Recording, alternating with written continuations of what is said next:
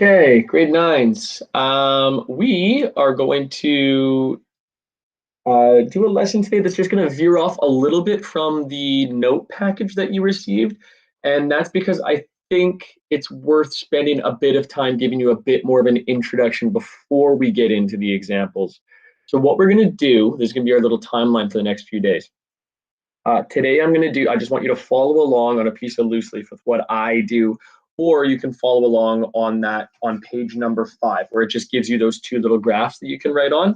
Follow along on there. And then tomorrow you have like a catch-up day. Hold on, let me share my screen with you for a second, and I'll show you.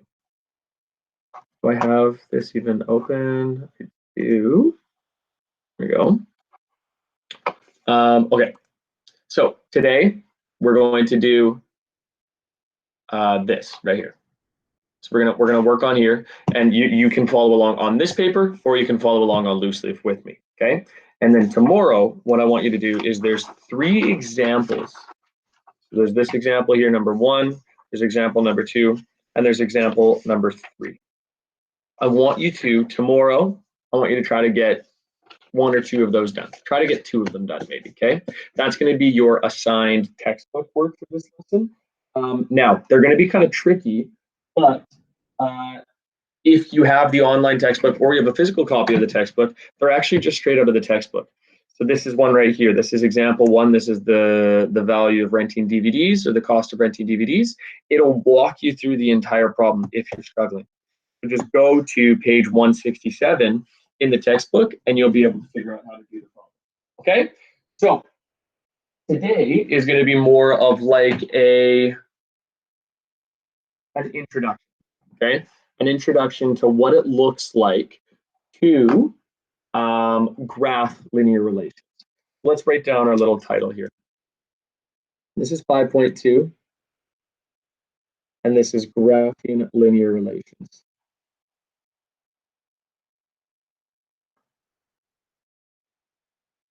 Okay. So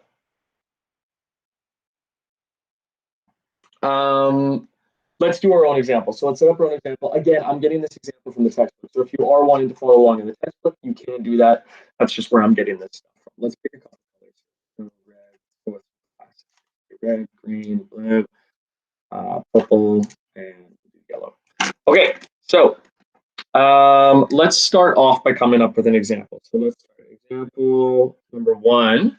And you can, again, like I said, you can just do this on this paper right here. This one right here. I'm just choosing to do it on our own little graph here because I know that not everybody has that paper. So we have 6 different rectangles. I'm going to draw 1 here,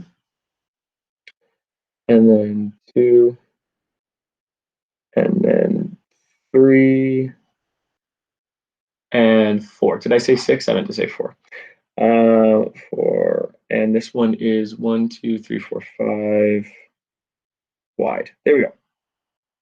Okay, and we'll call it R1, R2, R3, and R4, and we'll write out what their perimeters are. So this one is P equals, we'll call it 1, 2, 3, 4, 5, 6. Okay, 6 centimeters. And then this one's 2 more. So 1, 2, 3, 4, 5, 6, 7, 8. This is P equals 8 centimeters. This one's P equals 10 centimeters. And this one's P equals 12 centimeters. Okay, so obviously the perimeter and the rectangle are related to one another. So the perimeter and rectangle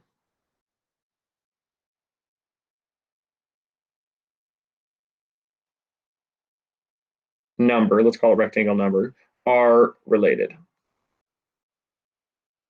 That's our goal, to come up with what that relationship is. So let's do a few different steps here. First off, we're going to write out our relationship in words. This is all about relationships, right? So in words, our relationship is as follows. As the rectangle number increases by 1, 1, 2, 3, 4, the perimeter number increases by 2, 6, 8, 10, 12. Okay, so as the perimeter number, or as the rectangle number as the rectangle number increases by 1, the perimeter number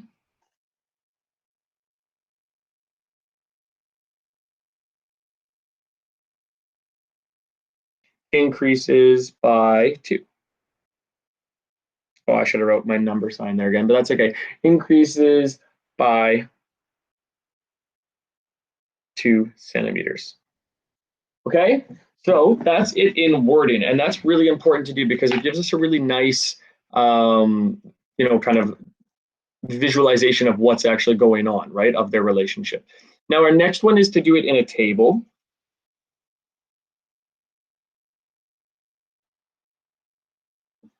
So in a table, it looks like this. You've got your rectangle number, call it R number, and you've got your perimeter in centimeters.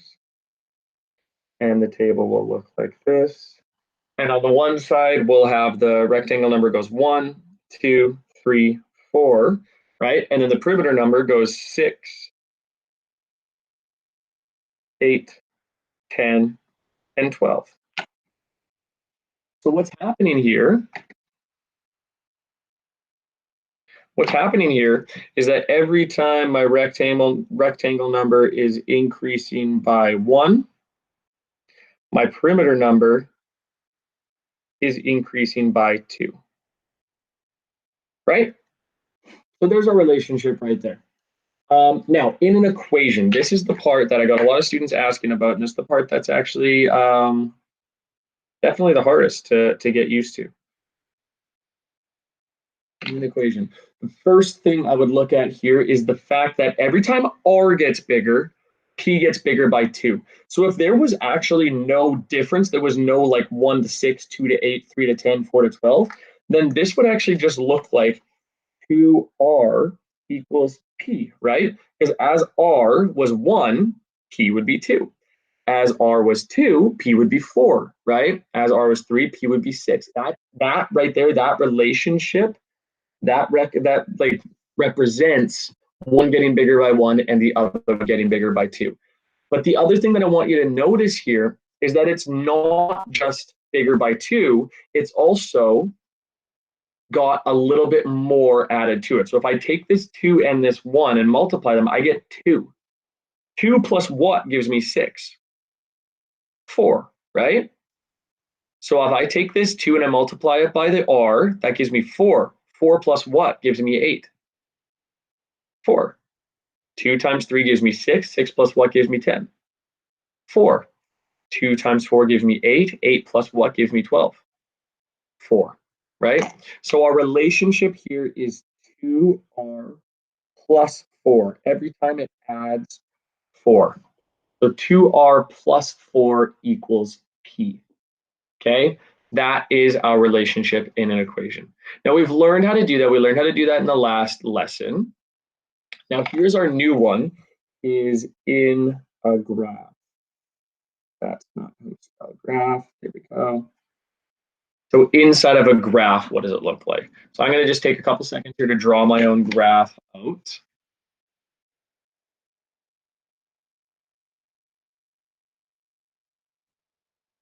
Make it look something like that. Go up to this one. Now, I'm going to want to go, let's go up by 2. So 2, 4, 6. I didn't leave myself enough room. Let's go up by 2. It's 2, 4, 6, 8, 10, 12. We're not going to make it right to the top, but that's okay. 2, 4, 6, 8, 10, 12. And then here we'll go 2, 4, 6, 8. Okay, so write this out. 2, 4, 6, 8, 10, 12. It's lucky. All the numbers are even anyways. And 2, 4, 6, 8. Now, here's the thing. X is representing my rectangle numbers. This is our X direction. And this is our Y direction. And this is 0 down here. Now, my P, my perimeter in centimeters, is being graphed here. And my rectangle number is being graphed here. So now all that you need to do is you just need to take the table of values and plot it on the graph. So my R number is 1 when my P number is 6. So R of 1, P of 6. R of 2, P of 8. R of 3, P of 10. R of 4, P of 12. There it is. Every single time, this is what's kind of showing us this, every single time this is getting bigger by 1, this, I mean, I know they're the same size because the way I graphed it, but the value is getting bigger by 2. So that's not ideal how I did that, but that's okay. 2. This gets bigger by 1, this one gets bigger by 2. So that's a relationship between the two of them. Now, one really important note here is I want you to do not connect the dots.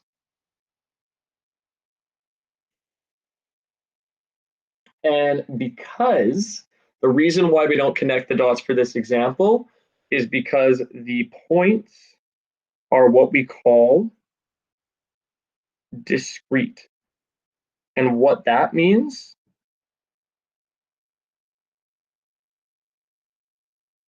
the points are discrete. And what that means is that they don't have anything in between them. You couldn't have some value here that could be connected. There's no in between sizes of these rectangles or these perimeters, okay? So nothing, let's just say nothing in between. Okay? So for a problem like this, do not connect the dots.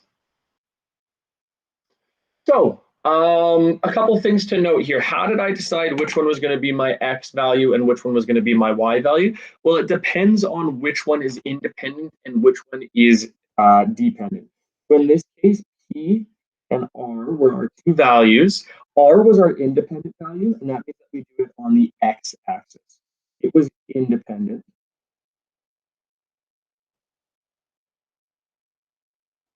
And P was our dependent value. Now, you've probably heard these terms before. Dependent with an A or with an E? Let me know what you guys think. I think it's with an A. And this is the variable, and this is the independent variable. Now let's just write out a definition here. The value of P was dependent on the value of R. That's why. The value of P depends on the value of R. So that's how we know then that it's the dependent variable and this one is the independent variable. And always, always, always put your independent variable on the x-axis of your graph. Okay. Let's take a look at, so this right here is an example. Let's take a look at one more example, and then this will be all that you'll do today is just take the notes, and because it's going to be kind of a longer lesson. Let's do one more example, and then after this example, I'll show you what non-linear equations look like, and then we'll be done, okay? So example number 2.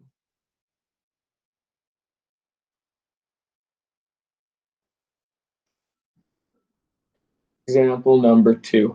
Let's just give you an equation. Consider this.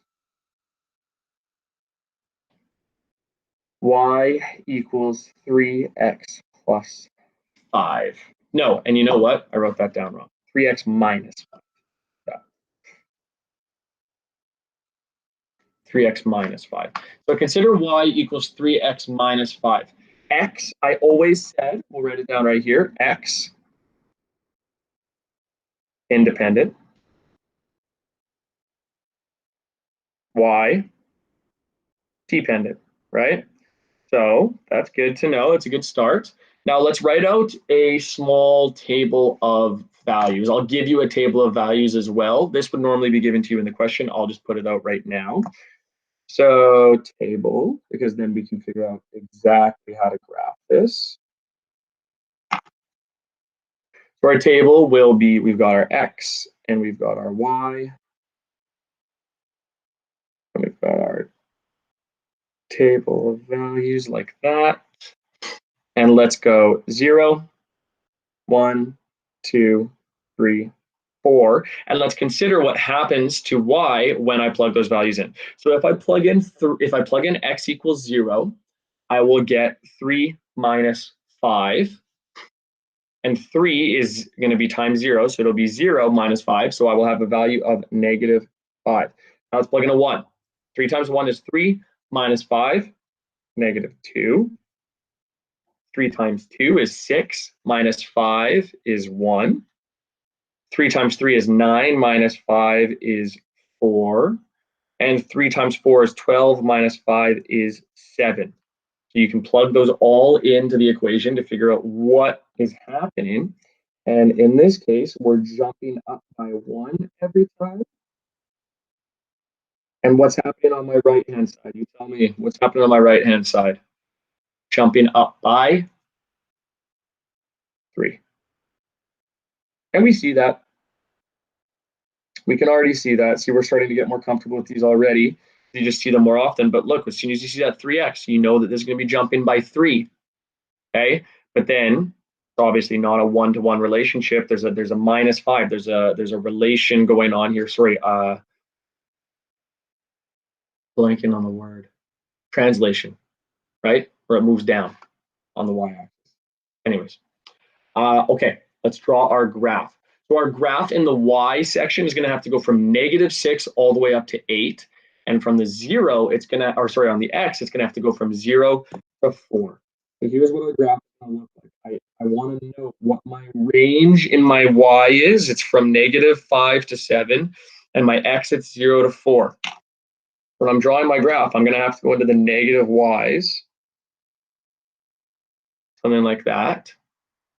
And my x's, I don't have to worry about going into the negative. My graph can look something like this. And we'll go from -6. So we'll go, let's go -2, -4, -6. And it goes all the way up to 7. And again, I think I've got this off. 2, 4, 6. Okay, we'll go right there. There's 7. And this is 6. And this is 4. And this is 2. So we're barely fitting it in there. But that's okay. And then for our x's, we'll go 2, 4, 6. Again, I'm making them all way wider than they need to be. We're learning, right? Okay, so here's our x, here's our y. Okay, so now all that's left to do is plot out the values, right? So when my x is equal to 0, my y is equal to -5. When my x is equal to 1, my y is equal to -2. When my x is equal to 2, my y is equal to 1. X equals 3, y equals 4. X equals 4, y equals 7.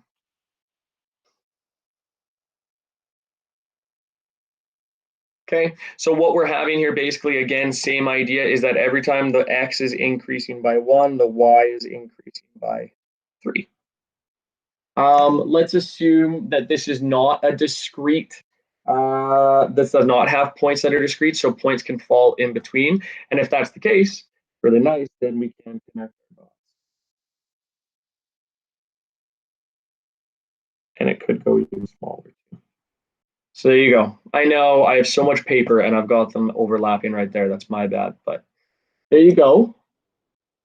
That is our main idea for today. This is what we call a linear relation. Okay, and that's kind of the name of the game, right? Linear relation. So a linear relation is any equation that creates a straight line on a graph. It's that straightforward. Any equation that creates a straight line on a graph.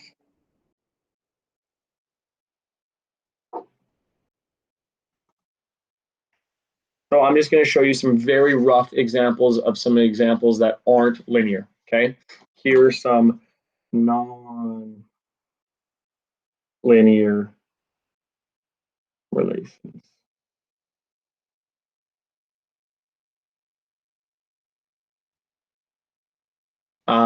You could have a graph that looks like this. You could have an exponential function, something that looks like something accelerating.